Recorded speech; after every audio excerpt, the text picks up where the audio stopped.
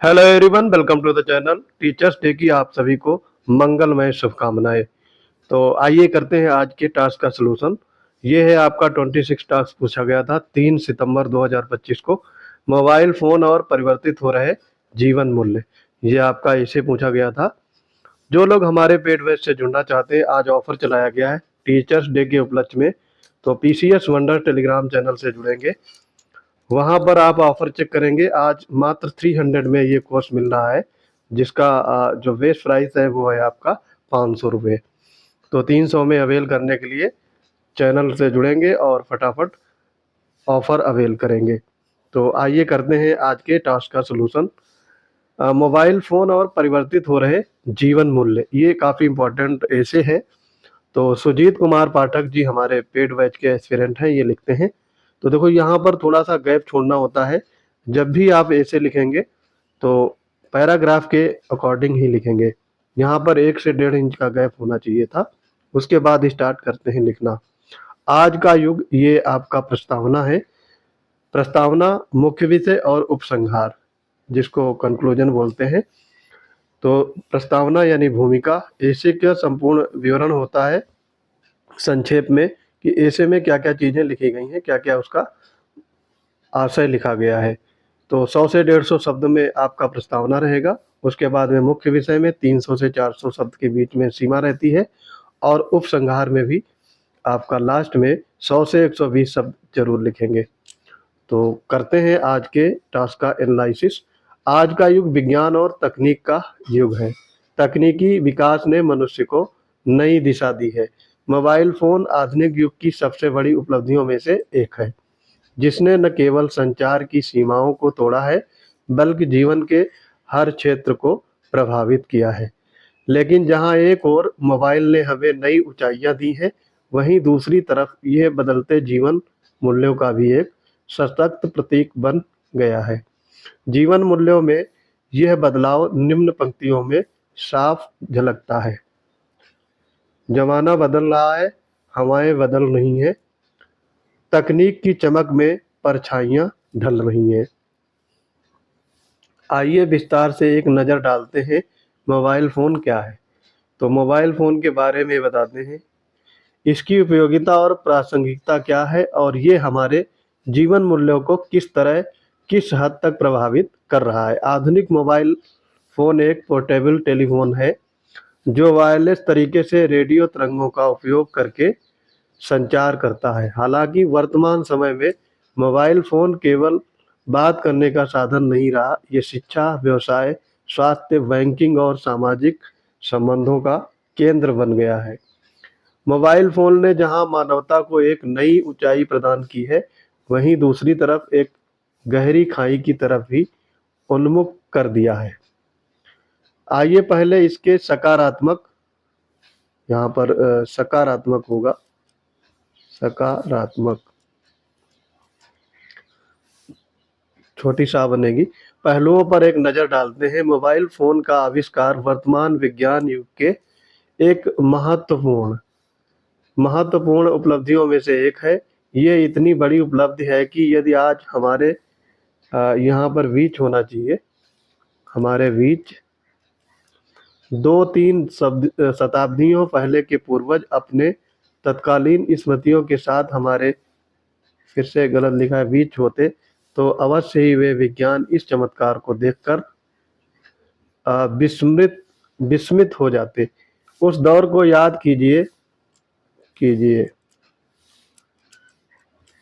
जब कबूतर खत को लेकर नीचे नीले आसमान में उड़ान भरते थे, और धरती की वासी उस खत के धरती के वासी उस खत के इंतजार में पलक पावड़े बिछाए खड़े होते थे। आज विज्ञान के इस उपहार के द्वारा बस एक क्लिक करते ही संचार स्थापित हो जाता है। और तो मोबाइल फोन में वीडियो वीडियो ये सारी त्रुटियों को ध्यान देंगे।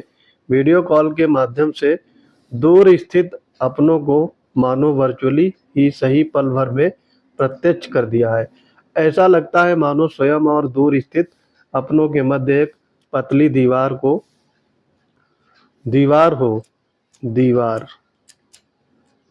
जिससे मोबाइल रूपी स्लाइडर से स्लाइड का दूर स्थित अपनों का पल भर में प्रत्यक्ष दर्शन संभव हो पाता है। संचार में क्रांति अपनों के मध्य की दूरियों न केवल मिटा दी है, बल्कि संपूर्ण विश्व के एक परिवार की भांति जोड़ दिया है। इसने वास्तव में वसुधैव कुटुंबकम की भावनाओं को चरितार्थ किया है। मोबाइल के इस चमत्कार को किसी ने क्या खूब मार्मिक वर्णन किया है। खूब ऐसे लिखेंगे, ये छोटा सा डिब्बा अब दुनिया समेट लाया, जहां चाहो वहीं से रिश्ता जुड़वाया। मोबाइल फोन न केवल संचार माध्यम को सरल, सुलभ और द्रुतगामी बनाया है,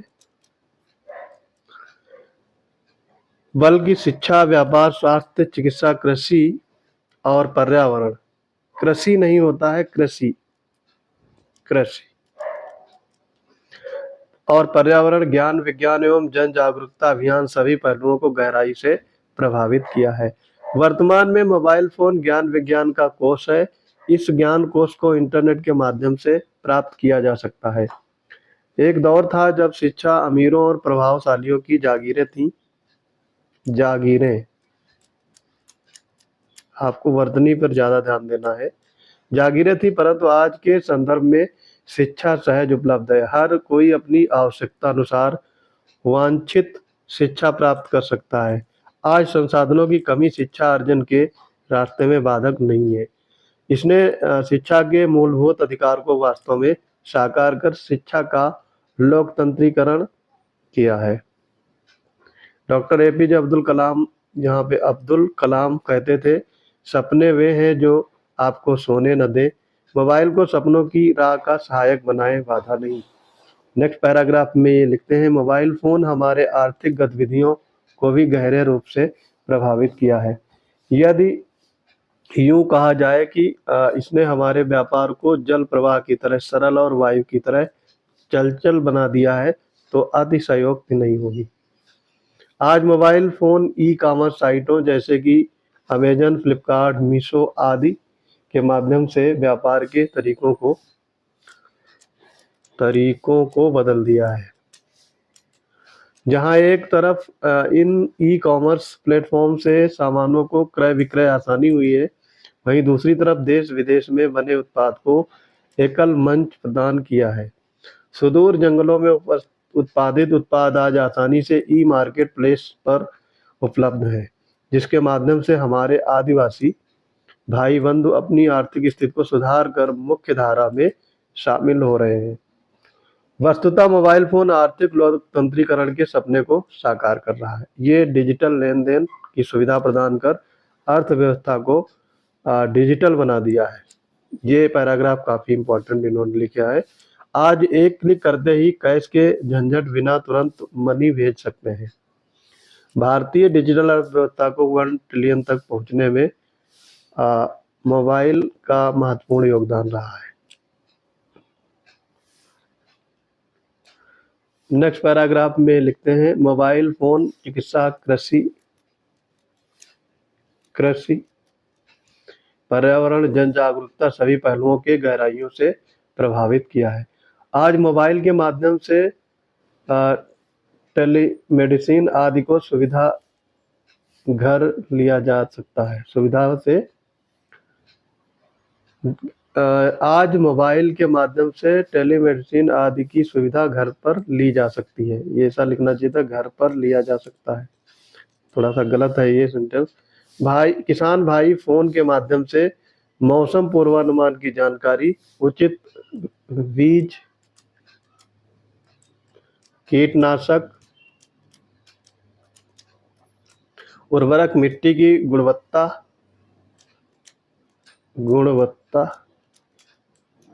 संबंधी जानकारी एवं अन्य वैज्ञानिक सलाह आसानी से प्राप्त कर पाते हैं। तट पर या समुद्र में रहने वाले मछुआरे भाई बंधु आपदापूर्ण काफी वर्तनीय शुद्धि है, जानकारी पाकर अपने जान माल की रक्षा कर पाते हैं। ये सब मोबाइल फ़ोन के द्वारा ही संभव हो सका है। वास्तव में मोबाइल फ़ोन के इतने सारे सकारात्मक पहलू हैं कि उन सबको इस लेख के माध्यम से समेटना संभव नहीं है। जहाँ एक तरफ मोबाइल फ़ोन ने हमारे जीवन को सरल और सहज बनाने के तमाम रास्ते प्रदान किया है, वहीं दूसरी तरफ नेगेटिव पॉइंट बता रहे हैं मोबाइल फ़ोन के। हमारे जीवन मूल्यों को नकारात्मक रूप से प्रभावित भी किया है। मार्च 2025 में प्रकाशित फिक्की के एक रिपोर्ट के अनुसार हर भारतीय औसतन 5 घंटे का समय मोबाइल फ़ोन पर खर्च कर रहा है। 5 घंटे का समय मोबाइल पर खर्च कर रहा है, जिससे बड़ी आबादी 15 से 29 वर्ष की युवा वर्ग की है। ये रिपोर्ट बताती है कि ज़्यादातर युवा अपना समय सोशल मीडिया, गेमिंग और वीडियो स्ट्रीमिंग में खर्च करते हैं। फलस्वरूप इसका स्वास्थ्य और मानसिक एकाग्रता भंग हो रही है। वर्चुअल दुनिया में वर्चुअल दोस्ती ने इन्हें पारिवारिक रिश्तों से विलग कर दिया है। इसके इस दशा में किसी शायर ने सही ही कहा है, मोबाइल की रोशनी में चेहरों की चमक खो गई, सच बोलने की आदत भी कहीं पीछे सो गई। हकीकत से कुछ दूर दिया इसने इंसान को, ख्वाबों में जीना सिखा दिया जहान को। यहाँ पर ये चीज़ लिखने की ज़रूरत नहीं है। आज मोबाइल के माध्यम से मनोरंजन के नाम पर फिल्म इंडस्ट्री और सोशल मीडिया द्वारा अश्लीलता